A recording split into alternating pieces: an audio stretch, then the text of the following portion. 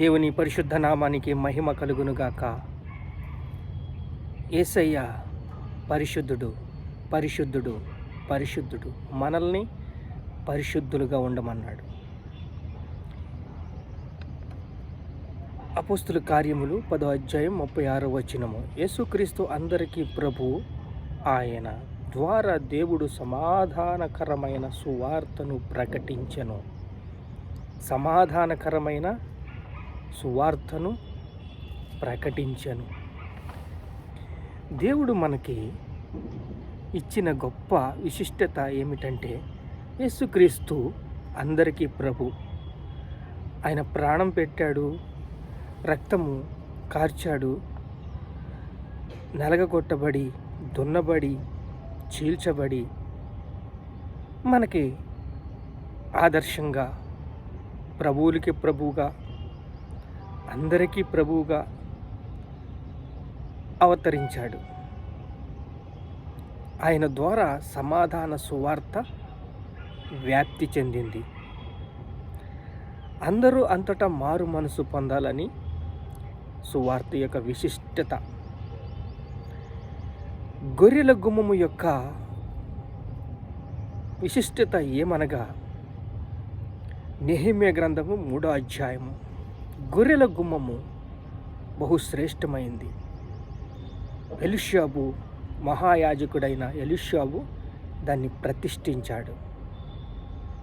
ఎలీషాబు మహా ప్రధాన యాజకుడు.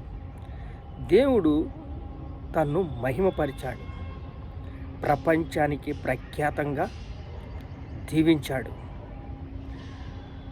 ఎంత ఎదిగినా ఒదిగి ఉండాలని దేవుడు చెప్పిన మాటకి తాను శిరస్సు వంచి ఎలీషాబు ప్రధాన యాజకుడిగా తన పనిని మొదలుపెట్టాడు. గొర్రెల గుమ్మముని నిలబెట్టారు, ప్రతిష్ఠించారు. అక్కడ శాంతి నెలకొంది. శాంతి అంటే పచ్చిక బయళ్ళ దగ్గర గొర్రెలను మేపటం, మంచి సమృద్ధి, శ్రేష్టత, పరిశుద్ధత, పరలోక భాగ్యము. పేతురు, ఈ బండ మీద నేను సంఘం కడుతున్నాను, పాతాళ లోక ద్వారములు దాని ఎదట నెరవు అంటే, సరే ప్రభువా అని పేతురు శిరస్సు వంచి తన మాటకి గౌరవించి తాను చెప్పిన మాటని బహు విశేషంగా దాన్ని అంగీకరించాడు పేతురు. ఇప్పుడు ప్రధాన యాజకుడు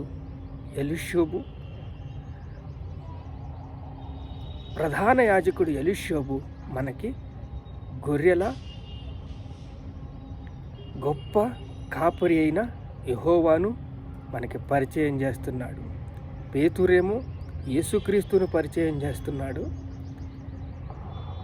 ఎలీషాబు మహాయాజకుడు, ప్రధాన యాజకుడు, తన కుటుంబము కలిసి మనకి గొర్రెల గుమ్మాన్ని ప్రతిష్ఠించి వారు ఆదర్శంగా నిలబడి ఆశీర్వాదంగా మన కోసం ఎంతో ఉపవాసాలుండి ప్రార్థన చేసి వాక్యాన్ని బోధించి ఆ వాక్యాన్ని సమృద్ధిగా పచ్చిక బయళ్ళ దగ్గర వాక్యాన్ని ఇస్తూ, సమృద్ధిగా వాక్యాన్ని ఇచ్చి అది హృదయంలోని విత్తి ఫలింపచేసి పరిశుద్ధతను పంచిపెట్టినప్పుడు గొర్రెలు బలిసి సర్వలోకానికి వెళ్ళి సర్వ సృష్టికి సువార్తను ప్రకటించాలన్నది ఉదయ అంతరంగము యొక్క విశిష్టత, గొర్రెల గొమ్మ యొక్క ప్రతిష్టత. యేసుక్రీస్తు అందరికీ ప్రభు. ఆయన ద్వారా దేవుడు సమాధానకరమైన సువార్తను ప్రకటించెను. ఆయన ద్వారా సమాధానకరమైన సువార్తను ప్రకటించెను. ఇప్పుడు ఎలీషాబు మందిర ప్రతిష్ఠితం చేశాడు. శాంతి నెలకొంది, అందరికీ సమాధానం వచ్చింది. అక్కడ యెహోవా దేవుడిని పరిచయం చేసి గొర్రెల యొక్క శాంతి మార్గంలో పచ్చిక బయళ్ళ దగ్గర నీ గిన్ని నిండి పొర్లి పారునని దేవుడు చెప్పిన మాటకి విధేయత చూపించి దేవుని పరిశుద్ధ నామానికి మహిమ కలిగేలాగా అక్కడ ఎలీషోబు కుటుంబము ప్రతిష్ఠించిన గొర్రెల గుమ్మము ద్వారా మనకి మేలుకరమైన, విజయకరమైన, సంతోషకరమైన జీవితాన్ని మనకి అమర్చారు. ఈ ఎలీషోబు కుటుంబంలో అద్భుతాలు చూస్తున్నాం, ఆశ్చర్యకార్యాలు చూస్తున్నాం. ఆశీర్వదించిన ఈ కుటుంబము గొర్రెల గుమ్మాన్ని ప్రతిష్ఠించింది. గొర్రెల గుమ్మం యొక్క విశిష్టత అందరికీ ఆశీర్వాదంగా మారి ఇప్పుడు ఎలీషోబు లేకుండా యేసుక్రీస్తు వారు ఎలా వస్తారు? ధర్మశాస్త్రము లేకుండా నూతన నిబంధన ఎలా వస్తుంది? కృపావాక్యం మనకి ఎలా వస్తుంది? యేసుక్రీస్తు యొక్క దహన బలులు లేకుండా యేసుక్రీస్తు రక్తము బలులు ఎలా వస్తాయి? వీటికి లింక్ ఉంది. నేను ధర్మశాస్త్రమును కొట్టివేయడానికి రాలేదు, కానీ దాన్ని నెరవేర్చడానికి వచ్చానని ప్రభు చెప్పాడు. ఎలీషోబు కుటుంబము గొర్రెల గుమ్మాన్ని ప్రతిష్ఠించారు. ఆ కుటుంబము, అది ఇక్కడ కుటుంబం అని ఉంటుంది, అక్కడ కుటుంబము, అక్కడ ప్రతిష్ఠించిన కుటుంబము ఎలీషోబు కుటుంబము మహా యాజకులు, ప్రసిద్ధిగాంచిన అర్చకులు, అద్భుతము ఆశ్చర్యకార్యాలు చేసిన కుటుంబము. ఇప్పుడు పేతురు నీటి మీద నడిచాడు. పేతురు కూడా దూతను చూడండి, దూతలు పేతురు అందరూ ఒకటే, కానీ యేసుక్రీస్తు అందరికీ ప్రభు. ఆయన ప్రభువు, మానవ జన్మ ఎత్తాడు, కానీ ఆయన ప్రభువులకి ప్రభువు, రాజులకి రాజు. యేసుక్రీస్తు అందరికీ ప్రభు. ఆయన ద్వారా దేవుడు సమాధానకర్తమైన సువార్తను మనకి ప్రకటించెను. ఆ సువార్త ద్వారా మనము పచ్చిక బయళ్ళ దగ్గర ఆహారాన్ని సేవించి సర్వలోకానికి వెళ్ళి సర్వ సృష్టికి సువార్తను ప్రకటించాలని దేవుడు ఆశ. దేవుని ఆత్మ నీటిమై అల్లాడుచున్నట్టు మన మీద దేవుని ఆత్మ అల్లాడుచున్నది. మన హృదయము దేనిని ఎక్కువగా నిలుపుకుంటామో, ఎవని మనసు నా మీద ఆనుకొనో వానిని పూర్ణ శాంతివానిగా నేను మలుస్తాను. పూర్ణ శాంతిగా నేను అతన్ని నిలబెడతాను. పూర్ణ శాంతిగా నేను అతన్ని పరిశుద్ధతను చేస్తాను, పవిత్రతను చేస్తాను, నిలబెడతాను. సర్వలోకానికి వెళ్ళి సర్వ సృష్టికి సువార్తను ప్రకటించాలని నా ఆశ. యేసుక్రీస్తు అందరికీ ప్రభు.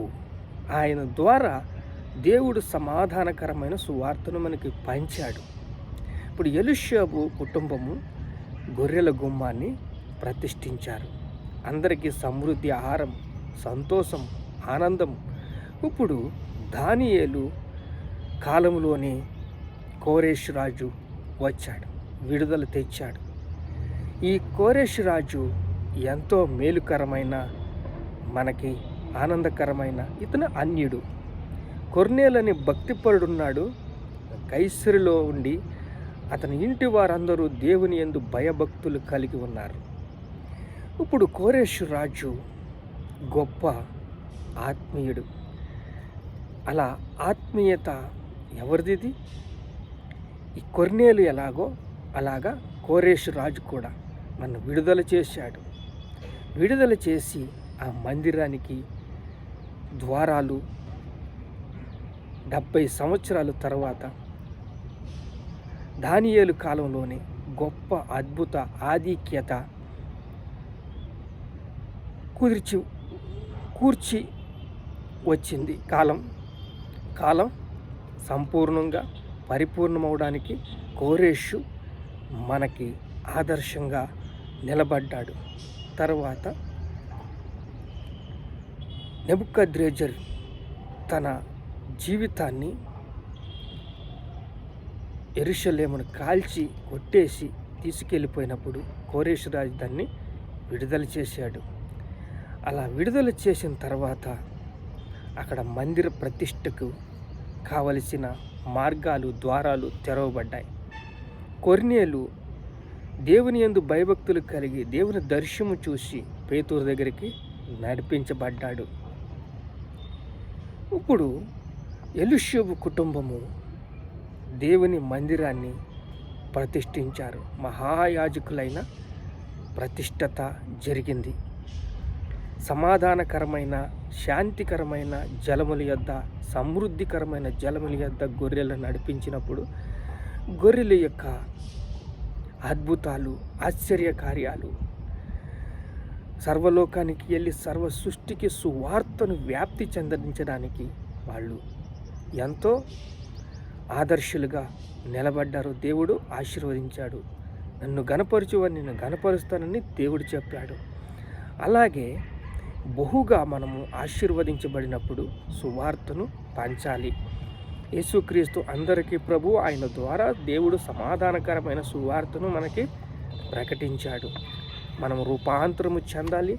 దేవునికి మనం ఆశీర్వాదంగా నిలబడాలి. ప్రార్థన చేసుకుందాం. మహాపరిశుద్ధుడైన తండ్రి, జీవం గల దేవా, యాజకులు, అర్చకులు నాయన ప్రభువ, అద్భుత రీతిగా తండ్రి నువ్వు తీర్చిదిద్దావు. వారిని కాపాడావు, వారిని రక్షించావు, వారికి ధర్మశాస్త్రం ఇచ్చావు, నిలబెట్టావు.